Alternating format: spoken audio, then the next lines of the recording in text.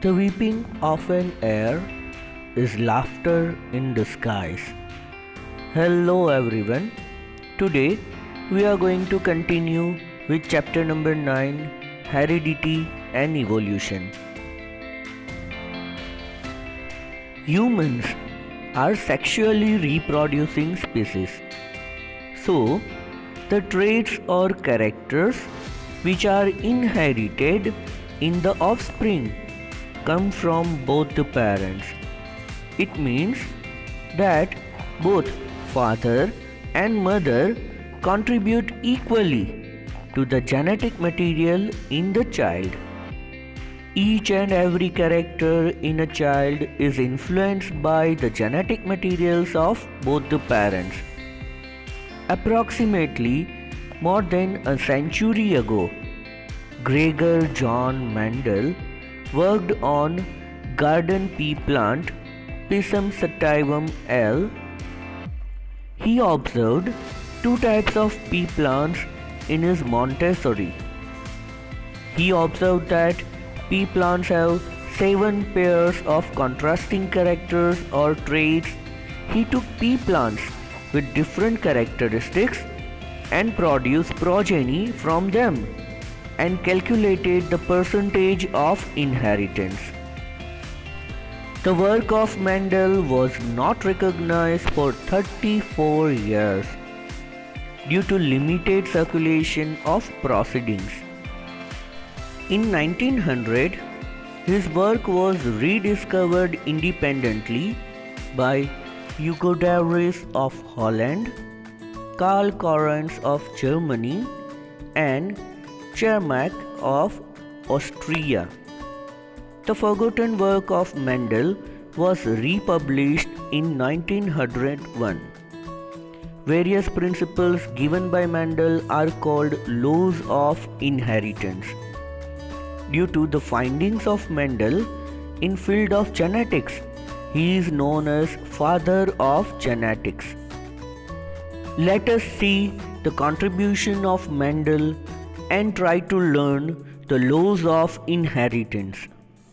Before going in the laws, we need to discuss the experimental material of Mendel. Why did Mendel select garden pea plant as his experimental model? Mendel selected garden pea plant because of the following advantages. These plants have a short life cycle. Annual life cycle they follow, which makes it possible to study several generations in short period of time. It is very easy and convenient to raise, maintain and handle this plant.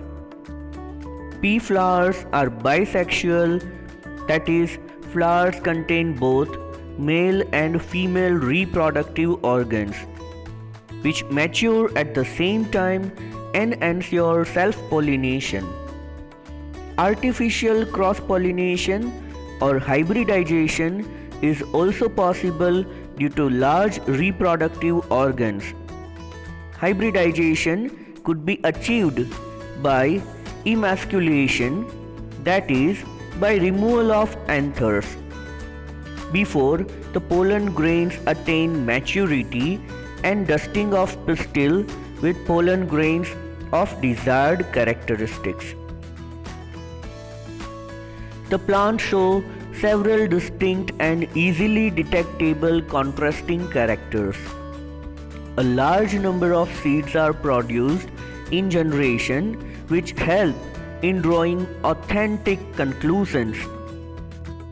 Mendel selected 7 visible characters, each with 2 contrasting traits in pea plants.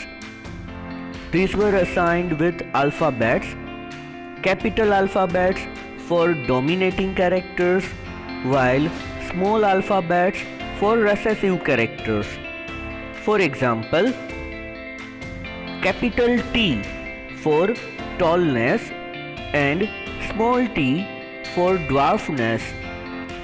Likewise, capital R, that is again a dominating trait, for round shaped seeds, whereas small r for recessive trait of wrinkled shaped seeds. For yellow color of the seed, capital Y, that is again a dominating trait, whereas for green color of seeds, recessive Y means small y. For flower color, capital V, that is violet, which is again a dominating character, whereas small v for white colored flowers, that is recessive character. For the shape of the pod, for inflated pods, capital I, that is again a dominating one, whereas for constricted pod, small I, that is recessive. For color of the pod, capital G, that is green dominating trait, whereas small g, that is for yellow recessive trait. And the last character is position of the flower on the plant. For axial flowers, capital A, that is again a dominating character, whereas for terminal flowers, small a, that is a recessive character. So these are the characteristics which Mendel has selected for his experimentations. Now let us try to understand his experimental approach. Mendel conducted experiments on garden pea in the following steps. First, selection of pure parent plants. Second, production of first generation through crossbreeding or hybridization. And third, raising second and subsequent generations by self-fertilization of hybrids. Let us see all the steps one by one. The first step is selection of pure plants. Pure or homozygous means when an individual contains identical alleles for certain characters on homologous chromosomes, is known as homozygous or pure for that particular character. For example, tallness, dwarfness for the height.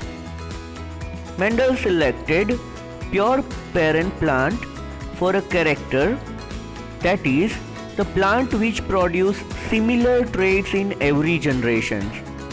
For example, tall pea plants, dwarf pea plants, plants with flower in axial position and plants with flower in terminal position, etc. The second step is production of F1 generation through hybridization. Mendel selected pure plants having alternate traits of a character and performed reciprocal cross between the plants. For example, tall and dwarf plants, round and wrinkled seeds, etc. For the cross, first he removed anthers from the flowers before the maturation of stigma and used these plants as female parents. Such flowers were covered with bags to avoid contamination. This technique is known as bagging. When the stigma matured, he collected pollens from the other plant and dusted on the mature stigma. The pollinated flowers were covered again to avoid further contamination. The seeds obtained from this cross were collected and sown in next season. These plants were hybrid in nature and constituted the first filial generation or F1 generation. This cross involved two traits of a single character, so he called it as monohybrid cross. He also conducted crosses considering two or more contrasting characters of pea plants simultaneously. He called them dihybrid and trihybrid crosses and so on. The last step of his experiment was self-breeding of F2 and F3 generations. Mendel allowed self-pollination in the plants of F1 generation. He collected the seeds from these plants and sown them. These plants constituted second filial generation or F2 generation. Self-pollination of F2 plants produced third filial generation or F3 generation, and so on. In the next video, we will study about monohybrid cross and dihybrid cross of Mendel. Till that, read the textbook thoroughly and take care of yourselves.